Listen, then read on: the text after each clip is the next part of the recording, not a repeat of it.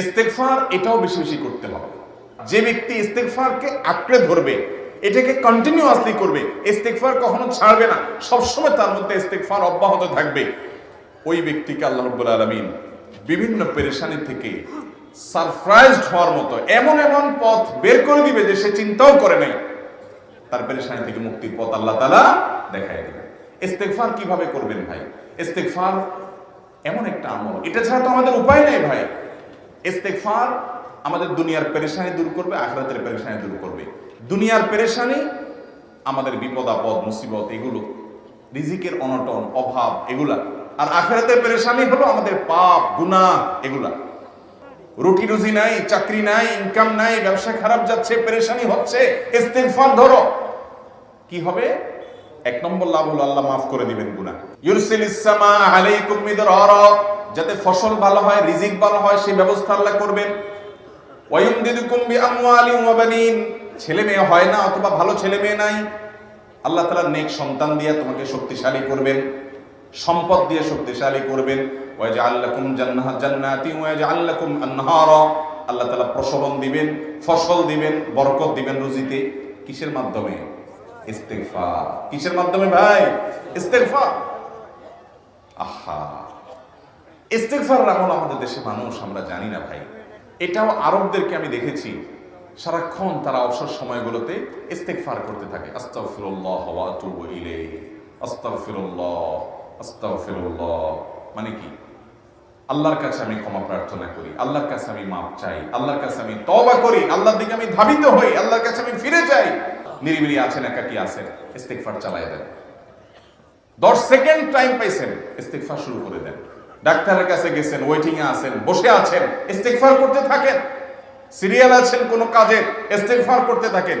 ডিউটিতে যাচ্ছেন, গাড়িতে, বাইসাইকেলে, বাইকে, যে কোনো ভাবে পায়ে হেঁটে ইস্তেগফার করতে থাকেন। যে কোনো অবসরের সময়গুলোকে ইস্তেগফার দিয়ে পরিপূর্ণ করে দেন। ভাইরা আমার, ইস্তেগফার সকল সমস্যার সমাধান। ইস্তেগফারের ভিতরে সবচেয়ে শ্রেষ্ঠ ইস্তেগফার হলো সাইয়্যিদুল ইস্তেগফার। সাইয়্যিদুল ইস্তেগফারটা যদি মুখস্থ না পারেন, অন্তত লিখিত ভাষণটা পড়েন। সাইয়্যিদুল ইস্তেগফারের যে অর্থ, এটার যে মর্ম, বড় হৃদয়গ্রাহী ভাই, বড় মর্মস্পর্শী। ইমানদার এটার অর্থের দিকে তাকায় যদি পড়ে, তো তার অন্তর না গলে পারে না। ভাইরা আমার, অর্থের দিকে লক্ষ্য করে করে মর্মটা বুঝে বুঝে একটু সাইয়্যিদুল ইস্তেগফার পড়েন। লেখা দেখে দেখে পড়েন, ইউটিউব থেকে দেখে দেখে পড়েন, কিন্তু পড়েন। এত বড় ইস্তেগফার পড়তে পারেন না, কোনো পেরেশানি নেই, কোনো অসুবিধা নেই। সবচেয়ে ছোট ইস্তেগফার হলো আস্তাগফিরুল্লাহ, আল্লাহ আপনার কাছে ক্ষমা চাই, কত ভুল হয়ে যায়, কত অন্যায় হয়ে যায়। ভাইরা আমার, এটা হলো রিমুভার। ভুল করে কিছু লিখছেন, রিমুভ করে ফেলছেন, শেষ হয়ে গেছে। আপনি ঘন ঘন ইস্তেগফার করতে থাকেন, অগণিত ভুল হয়, অগণিত ত্রুটি হয়, বারবার ইস্তেগফার এগুলোকে সবগুলোকে শেষ করে দেয়। ভাইরা আমার, নিরাপত্তা এনে দেয়। আল্লাহ কোরআনে কারিমে বলেছেন যে আপনার রব আপনার কওমের প্রতি আযাব নাযিল করবেন না যদি আপনি থাকেন। আর যদি তারা ইস্তেগফারে রত রাখে, তাহলে গণ আযাব আল্লাহর পক্ষ থেকে আসবে। আরেকটা ইস্তেগফার হাদিসে বর্ণিত, আস্তাগফিরুল্লাহাল্লাযী লা ইলাহা ইল্লা হুয়াল হাইয়ুল কাইয়্যুম ওয়া আতুবু ইলাইহি ওয়া লা হাওলা ওয়া লা কুওয়াতা ইল্লা বিল্লাহ। এটাও ইস্তেগফার। তাহলে একটা বড় ইস্তেগফার, একটা মিডিয়াম, একটা ছোট, যার যেটা সুবিধা হয় এটা পড়েন। বড়টা হলো সাইয়্যিদুল ইস্তেগফার, সবচেয়ে শ্রেষ্ঠ ইস্তেগফার যেটা হাদিসে বর্ণিত হয়েছে। সাইয়্যিদুল ইস্তেগফার নবীজি সকাল সন্ধ্যা পাঠ করতেন, বিভিন্ন সময় পাঠ করতেন, রাতে পাঠ করার কথা বলতেন। সাইয়্যিদুল ইস্তেগফার পাঠ করলে আল্লাহ রাব্বুল আলামিন ওই দিনে, ওই রাতে, ওই ব্যক্তি মারা গেলে তার সব গুনাহ খাতা মাফ করে তাকে জান্নাত দিবেন ইনশাআল্লাহ। অতএব ভাইরা আমার, ইস্তেগফার বেশি বেশি করতে হবে, চেষ্টা করব না ইনশাআল্লাহ ইস্তেগফার করার। নাম্বার 3, এটা আমাদের বেশিরভাগ মানুষ জীবনে হয়তো শুনেনও নাই, অনেকে হয়তো শুনছেন, আমল করা হয় না। খুব সীমিত সংখ্যক আল্লাহর বান্দার আমলের তৌফিক হয়। সেটা হলো ইয়া যাল জালালি ওয়াল ইকরাম। এটা একটা জিকির, আল্লাহ তাআলাকে ডাকা, আহ্বান করা, এটাই জিকির। ইয়া যাল জালালি ওয়াল ইকরাম। নবী করিম সাল্লাল্লাহু আলাইহি সাল্লাম বলেছেন, আলিযু বিয়া যাল জালালি ওয়াল ইকরাম। তোমরা ইয়া যাল জালালি ওয়াল ইকরাম এটাকে আঁকড়ে ধরো, এটাকে নিয়মিত করো, বেশি বেশি করে বলতে থাকো এটাকে সব সময় এটাকে মুদাওয়ামাতের সাথে কন্টিনিউয়াসলি এটা বলতে থাকো, ইয়া যাল জালালি ওয়াল ইকরাম। অনেক উলামায়ে কেরাম, মুহাদ্দিসিনে কেরাম ইয়া যাল জালালি ওয়াল ইকরাম কেন নবীজি এত বেশি বলতে বলেছেন, এটার মাধ্যমে আমাদের লাভটা কি, এর ব্যাখ্যা করতে গিয়ে বলেছেন ইয়া যাল জালাল মানে হলো হে মহান মহান বড়ত্বের অধিকারী, হে জালালের অধিকারী, হে জালাল, ওয়াল ইকরাম হে দানশীল। তাহলে প্রথম বাক্যে আল্লাহর বড়ত্বের কথা স্বীকৃতি দিয়ে প্রশংসা করা হয়, আর দ্বিতীয় বাক্যে হে দানশীল বলে আল্লাহ তাআলার কাছ থেকে চাওয়া হয় যে আপনি যেহেতু দানশীল এবং আপনি যদি মহান, অতএব আপনি আমাকে দান করেন। এটা ডাকলেই, আল্লাহকে এই বলে ডাকলেই চাওয়া হয়ে যায়। এই জন্য বেশি বেশি করে ইয়া যাল জালালি ওয়াল ইকরাম করতে হবে। অনেকে হয়তো নতুন শুনেছেন, আজকে থেকে শুরু করে দিবেন ইয়া যাল জালালি, সকাল বিকাল মনে থাকে না তো লিখে লিখে ওয়ালে টাঙায় দেন।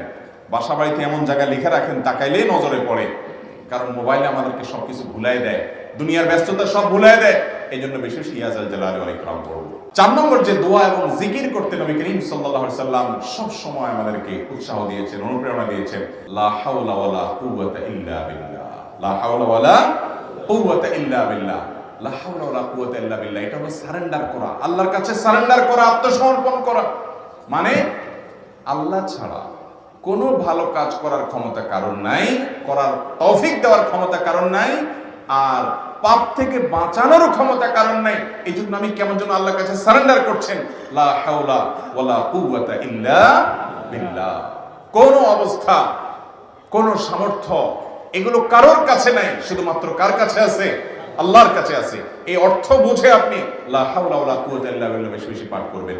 নবী করিম সাল্লাল্লাহু আলাইহি সাল্লাম বলেছেন, তোমাদেরকে কি আমি জান্নাতের একটা ভান্ডারের খোঁজ দিব, খবর দিব, যেটা জান্নাতের ভান্ডার, সওয়াব টব না, সাধারণ অল্প স্বল্প সওয়াব না, পুরো জান্নাতের ভান্ডারের সন্ধান দিয়ে দিব।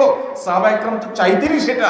নবীজি সাল্লাল্লাহু আলাইহি সাল্লাম তখন বলেছেন যে লা হাওলা ওয়ালা কুওয়াতা ইল্লা বিল্লাহ, এটা হলো কানজুম মিন কুনুজিল জান্নাহ, জান্নাতের ভান্ডার সমূহের মধ্যে থেকে একটা বড় ভান্ডার হলো এই লা হাওলা ওয়ালা কুওয়াতা ইল্লা বিল্লাহ।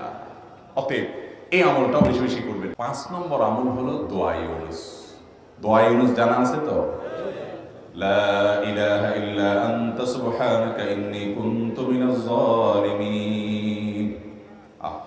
ভাইরা আমার, অর্থের দিকে তাকায়া মাঝে মধ্যে মোবাইল টোবাইল সব ফালায় রেখে একটু আল্লাহর সাথে কথা বলবেন, আল্লাহর সাথে একটু কানেক্টেড হওয়ার চেষ্টা করবেন, আল্লাহর সাথে একটু সংযুক্ত হওয়ার চেষ্টা করবেন। ডিসকানেক্টেড তো পুরো লাইফটা কাটাই দিলেন, একটু কানেক্টেড হওয়ার চেষ্টা করেন। প্রতিদিন কিছু সময় বসে একটু জিকির করেন, চলতে ফিরতে একটু আল্লাহকে সময় দেন। আপনি উপকৃত হবেন, আপনার কল্ব জিন্দা হবে, আমল নামা সওয়াবে পরিপূর্ণ হবে। লা ইলাহা ইল্লা আনতা সুবহানাকা ইন্নী কুনতু মিনাজ জালিমিন। অর্থের দিকে তাকান, কত মর্মস্পর্শী। লা ইলাহা ইল্লা আনতা, আল্লাহ আপনি ছাড়া কোনো সত্যিকারের মাহবুদ নাই, উপাস্য নাই। সুবহানাক, আপনি পবিত্র, আমি আপনার পবিত্রতা জ্ঞাপন করছি। ইন্নী কুনতু মিনাজ জালিমিন, তবে আমি সেই সব মানুষদের অন্তর্ভুক্ত যারা নিজের প্রতি নিজে জুলুম করেছে, অবিচার করেছে, অন্যায় করে আমার নিজের পায়ে নিজে কুড়াল মেরেছি বহু। অতএব আপনি আমাদের প্রতি রহম করেন। এই দোয়া পাঠ করে আপনারা সবাই জানেন আল্লাহর একজন নবী, তিনি জীবনের সবচেয়ে কঠিন পরিস্থিতির মুখোমুখি হয়ে এমন বিপদে পড়েছেন যে বিপদ থেকে উদ্ধারের কোনো পথ ছিল না। দুনিয়াবি সকল সিস্টেম বলবে যে সমুদ্রে নিক্ষেপিত হয়ে বিশাল বড় সমুদ্রে প্রাণী মাছের পেটে চলে গেলে সে মানুষ আবার বাঁচে কিভাবে? মুহূর্তের ভিতরে তো মারা যাবে অক্সিজেনের অভাবে। এটাই দুনিয়ার সিস্টেম বলে।